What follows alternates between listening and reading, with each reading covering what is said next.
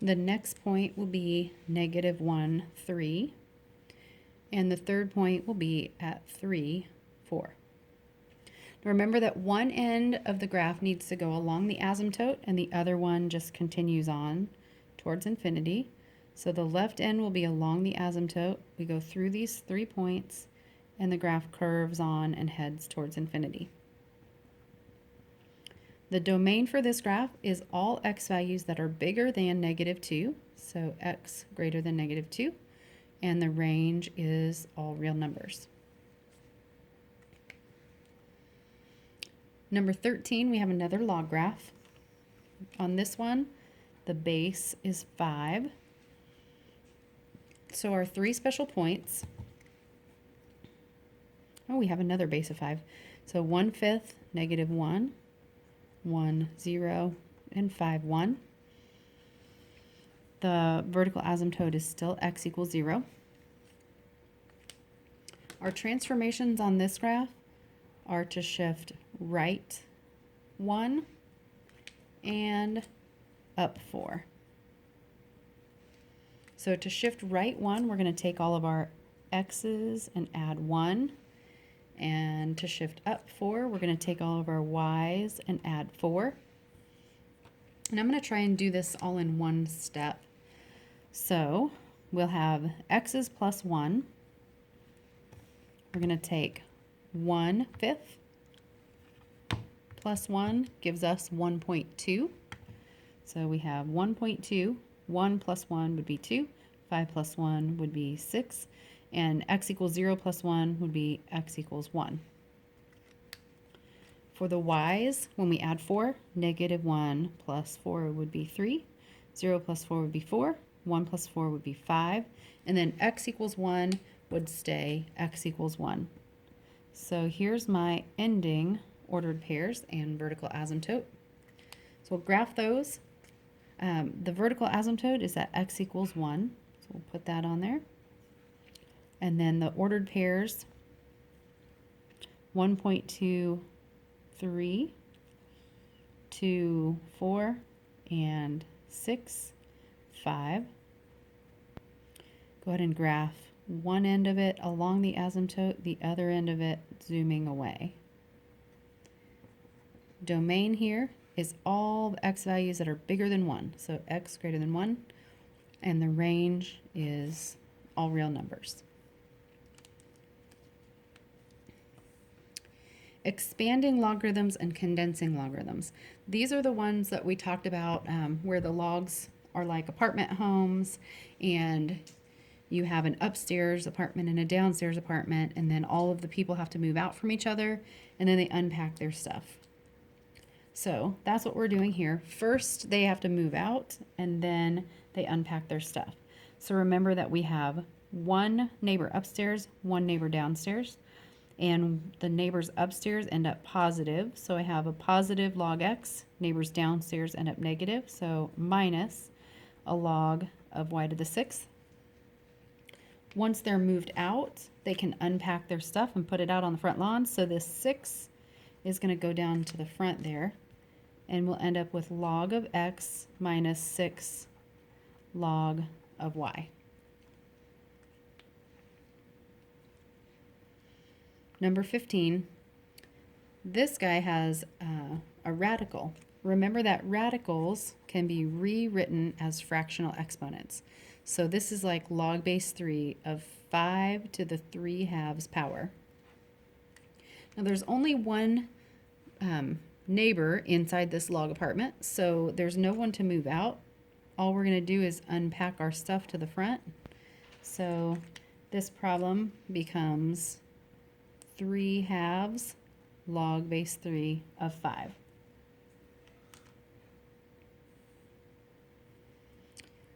Number 16. Here I have two neighbors and they're both living upstairs because there's not a downstairs apartment.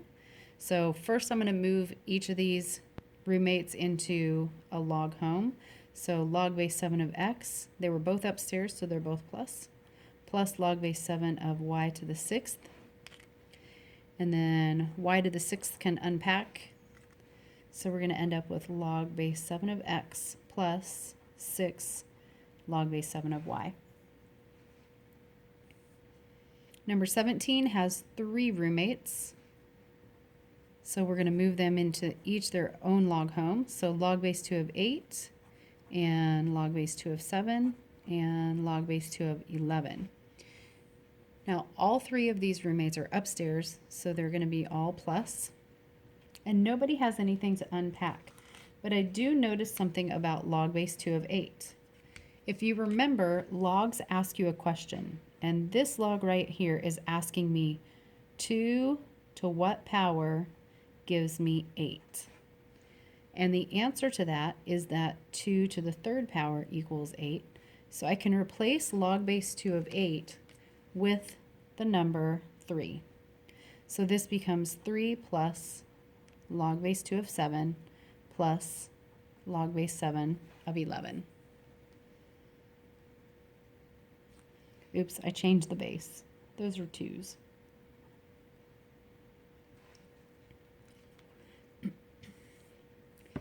(18) through 21, we are condensing to a single logarithm.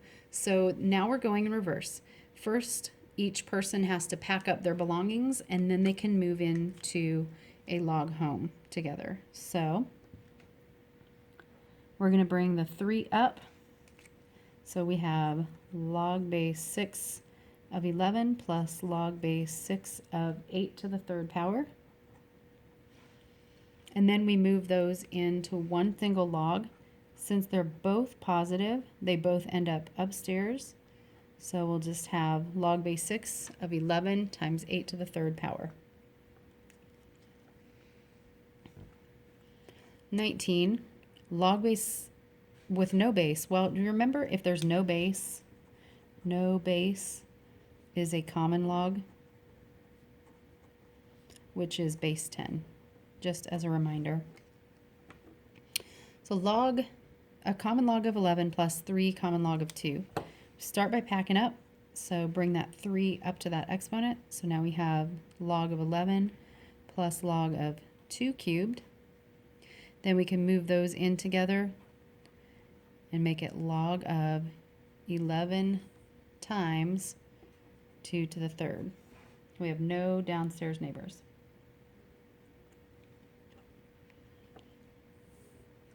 Number 20, nobody has anything to pack up, but I do have 3 roommates, all of them living upstairs because they're all positive. So I have log base 4 of A times B times C.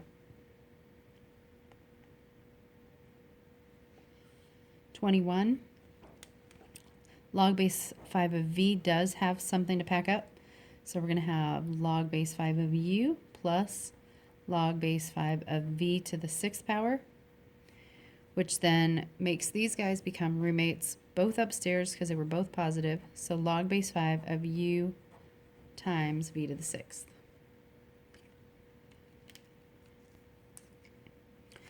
22 and 23 are asking us to use the change of base formula. And it wants us to use natural logarithms. Natural logarithms are the ones that are ln, and they have a base of e. The change of base formula says that if I have log base m of a, I can rewrite that with any other base I want. And since we're using natural logs, I'll just make it natural log. So I can rewrite that as the natural log of a divided by the natural log of m. It's kind of easy to remember because the a looks like it should be up and the m looks like it should be below, and that's the right way to do it. So that's kind of handy. So let's look at these. We're going to change them to natural logs. So it's going to be natural log of 4.3 divided by natural log of the base, which was 2. And then we get to use our calculator to figure that out to the nearest thousandth. So we want to take the natural log, that's this button next to the 4, of 4.3, hit enter, and then divide by the natural log of 2 and hit enter. And that gives us 2.104 to the nearest thousandth. Do the same thing on number 23. We have log base 7 of 62. We're going to rewrite that as the natural log of 62 over the natural log of 7, and then put that in our calculator. Natural log of 62, enter. Divide by natural log of 7, enter. We get 2.121 when we raise to the nearest thousandth. 24 through 29 is asking us to solve logarithm equations. So when we solve logarithm equations, what we want to end up with is a log on one side with some stuff in it equaling a log on the other side with some stuff in it. And whatever this stuff is over here and whatever this stuff is over here, once I have a single log with the same base on both sides, I can ignore the logs and just set the two arguments equal to each other and solve that way. So on 24, that's pretty much already done for you. We have log of negative 4n minus 6 equals log of negative 3n minus 3.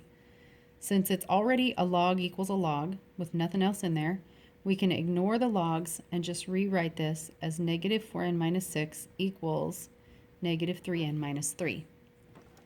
And then we can solve that equation using regular algebra.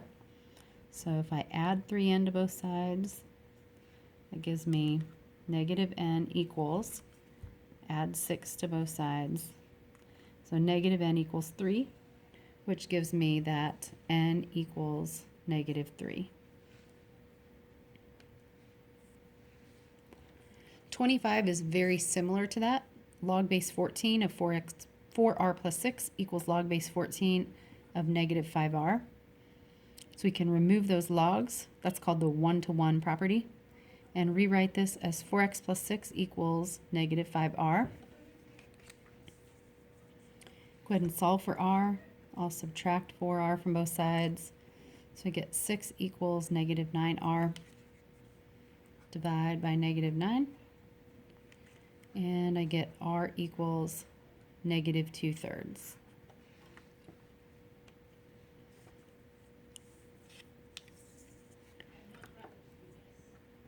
Number 26 is going to make us do a little bit of work.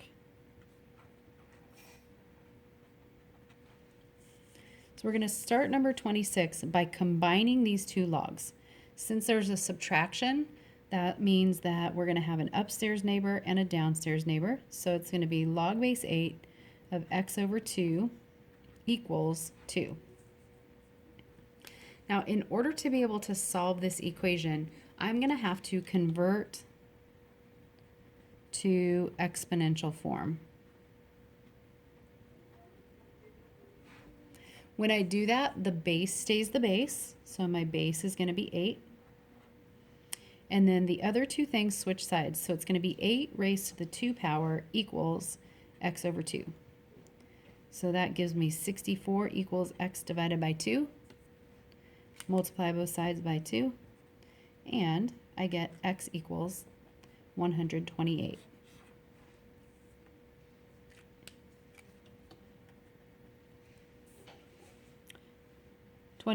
I have log base 3 of x minus log base 3 of 6 equals 3.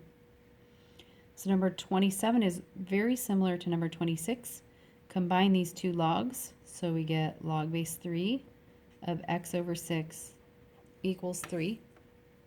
Then convert to exponential. So here's my base.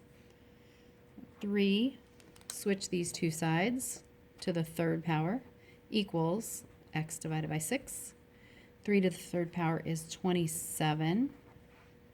So 27 equals x divided by 6. Multiply both sides by 6, and I get x equals 162.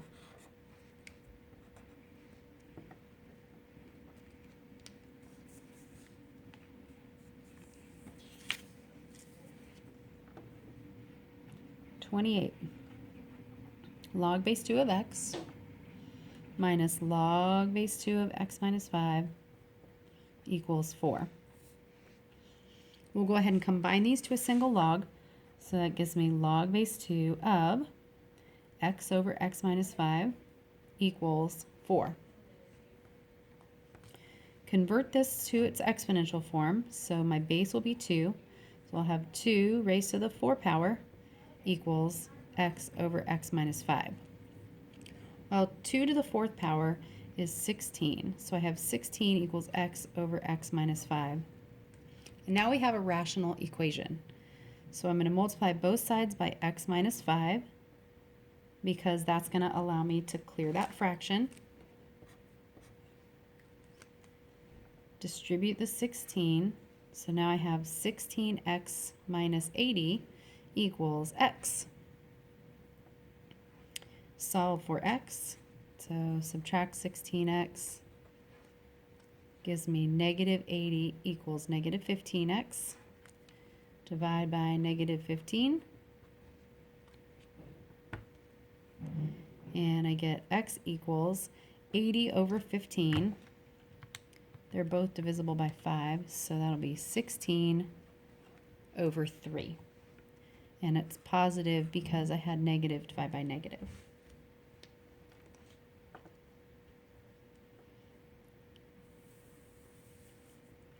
Number 29 looks kind of similar to 28, but it's a little bit different.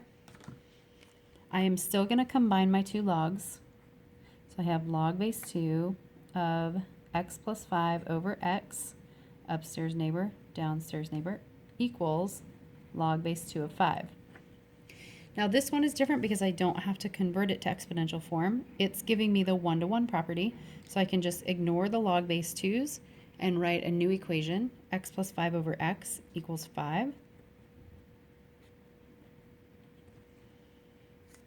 And then multiply by x, which allows me to clear that fraction. So now I have the equation x plus 5 equals 5x. Subtract x from both sides. I get 5 equals 4x. Divide both sides by 4, and I get x equals 5/4.